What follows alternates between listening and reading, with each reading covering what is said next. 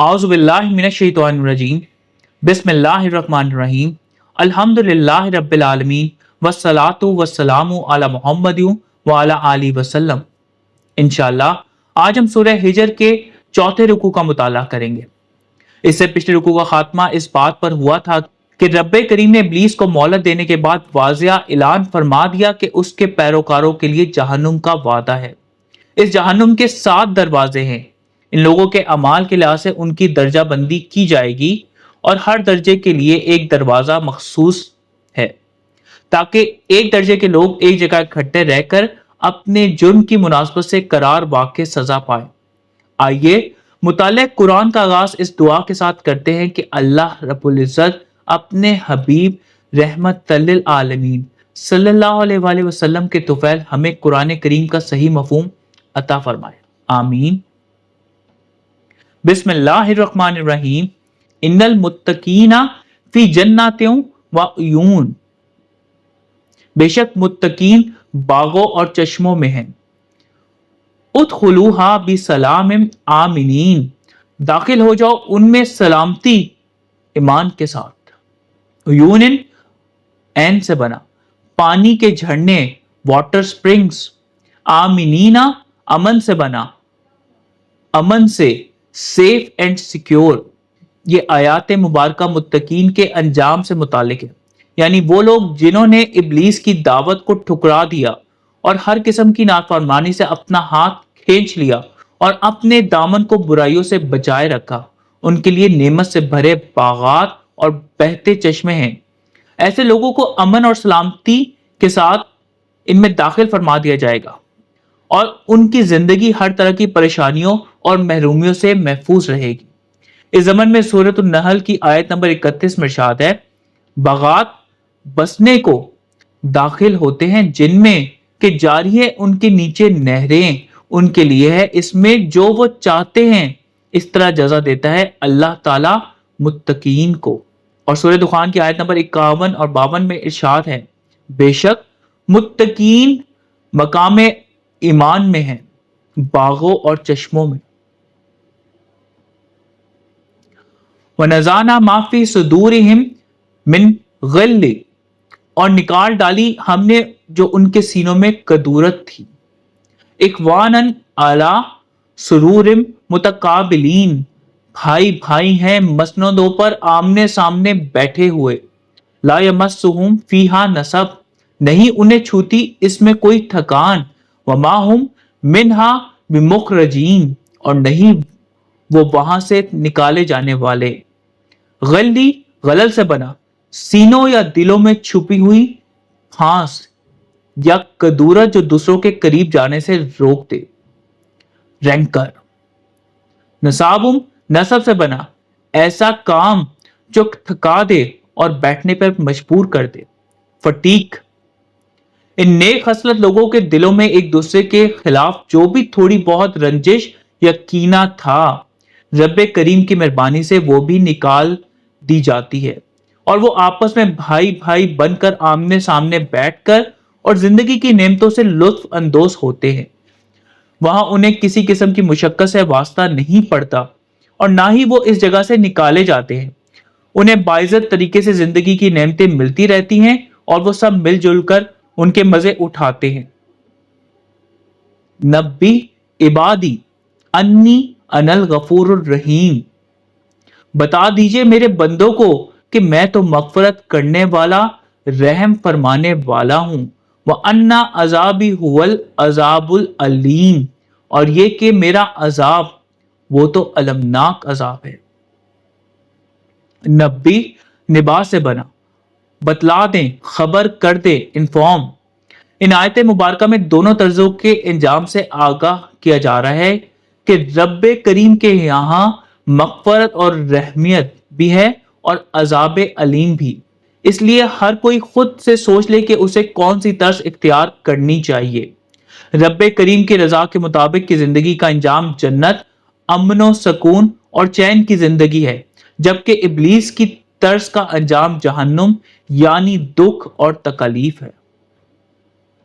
वनब्बिहुम अन ज़ैफ़ी इब्राहीम, اور بتائیں انہیں ابراہیم کے مہمانوں کے بارے میں. اذ دخلوا علیہ فقالوا سلاما، جب وہ داخل ہوئے ان کے ہاں تو انہوں نے کہا سلام.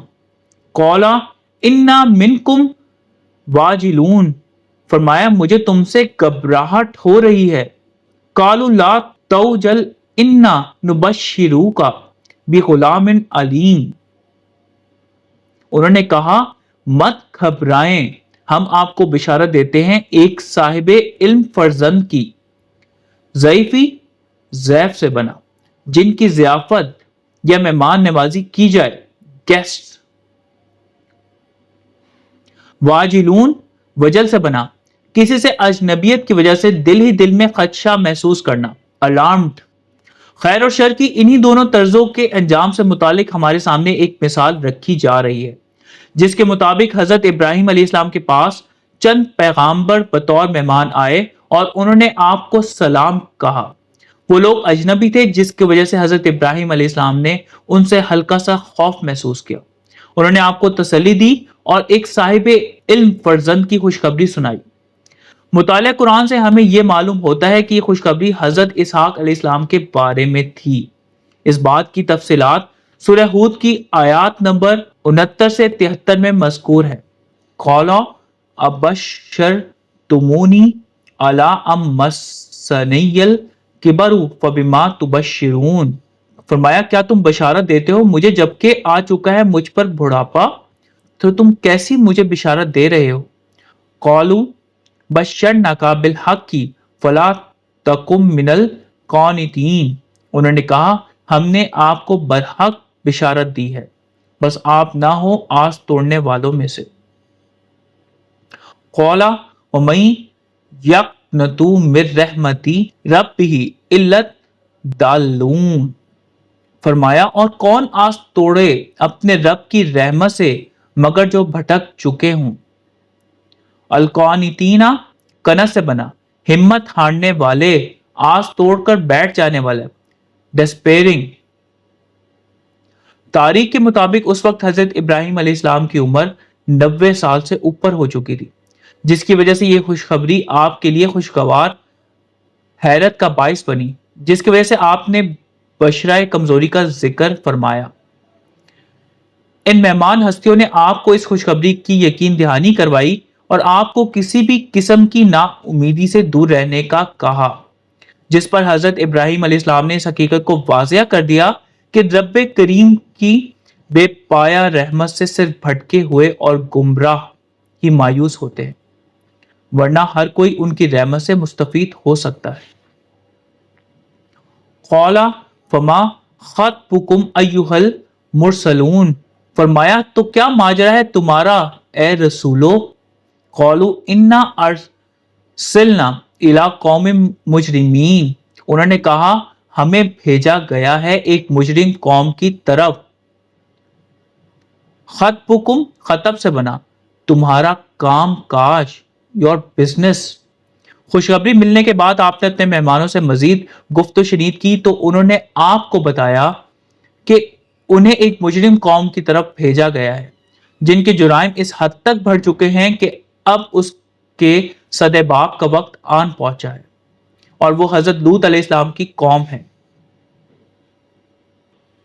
الا علی لوط انا لمنجوہم اجمعین، سوائے آل لوط کے ہم ضرور نجات دیں گے ان سب کو.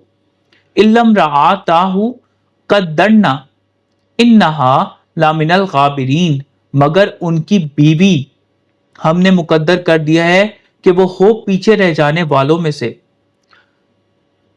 لامنجوہم نجو سے بنا، ضرور نجات دیں گے انہیں، would surely save them. الغابرین غبر سے بنا، جو پیچھے رہنے والے ہیں، those who remain behind. حضرت لوط علیہ السلام حضرت ابراہیم علیہ السلام کے بھتیجے تھے. چنانچہ آپ کو اپنے مہمانوں کی یہ بات سن کر بہت افسوس ہوا اور کہا کہ اس بستی میں تو لوط علیہ السلام بھی ہیں، جس پر انہوں نے آپ کو آگاہ کیا کہ انہیں اس بات کا بخوبی علم ہے کہ اس بستی میں کون کون رہ رہا ہے. ساتھ ہی انہوں نے آپ کو تسلی دی کہ وہ حضرت لوط علیہ السلام اور ان کی آل کو اس بستی سے نکال لیں گے، لیکن جہاں تک ان کی بیوی کا تعلق ہے اسے پیچھے روک رکھا جائے گا اور اس بستی کے نافرمانوں کو کنکریوں کی بارش کے ذریعے ہلاک کر دیا جائے گا۔ اس واقعے کا ذکر سورۃ الذاریات کی آیات نمبر 24 سے 37 میں مذکور ہے، اور آپ اپنی سہولت کے مطابق اس کا مطالعہ کر سکتے ہیں۔ ان آیات پر تفکر کرنے سے ہمیں یہ معلوم ہو جاتا ہے کہ کسی محترم ہستی کے ساتھ محض نسبت اس وقت تک فائدہ مند نہیں ہوتی جب تک اعمال اس محترم ہستی کی طرز فکر کے مطابق نہ ہو۔ حضرت لوط علیہ السلام کی بیوی کو ان کے اعمال کی پاداش میں پیچھے روک رکھا گیا۔ اس بات کا ذکر سورۃ التحریم کی آیت نمبر 10 میں بھی ہے۔ ارشاد ربانی ہے، اللہ تعالیٰ ایک مثال پیش فرماتا ہے اس کے لیے جو کفر کر رہے ہیں نوح کی بیوی اور لوط کی بیوی کی، وہ دونوں ہمارے دو صالحین بندوں کے تحت تھیں تو دونوں نے خیانت کی، سو ناکام آئے وہ دونوں ان کے اللہ تعالیٰ کے حضور کچھ بھی، اور کہہ دیا گیا داخل ہو جاؤ آگ میں داخل ہونے والوں کے ساتھ۔ ایک مختصر سا خلاصہ آج کے پڑھے گئے رکوع کا۔ ابلیس کی دعوت کو ٹھکرانے، ہر قسم کی نافرمانی سے اپنا ہاتھ کھینچ لینے اور اپنے دامن کو برائیوں سے بچائے رکھنے والے متقین کہلاتے ہیں۔ ان کے لیے نعمت سے بھرے باغات اور بہتے چشمے ہیں۔ ایسے لوگوں کو امن اور سلامتی کے ساتھ ان میں داخل فرما دیا جاتا ہے، اور ان کی زندگی ہر طرح کی پریشانیوں اور محرومیوں سے محفوظ رہتی ہے۔ وہاں سب بھائی بھائی بن کر ان نعمتوں سے لطف اندوز ہوتے ہیں۔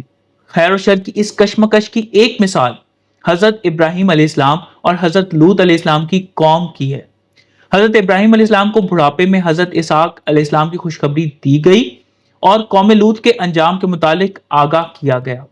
ساتھ ہی یہ حقیقت بھی بیان کر دی گئی کہ حضرت لوط علیہ السلام اور ان کی آل کو اس بستی سے نکال دیا جائے گا، جبکہ باقی لوگوں کو سنگریزوں کی بارش سے تباہ و برباد کر دیا جائے گا۔ اللہ تعالیٰ ہم سب کو قرآن کو صحیح طور پر سمجھنے اور اس پر نبی پاک صلی اللہ علیہ وآلہ وسلم کی سنت مبارکہ کے مطابق عمل کرنے کی توفیق عنایت فرمائے، آمین۔ صدق اللہ العلی العظیم۔ صلی اللہ تعالی علی حبیبہ محمد وآلہ وسلم۔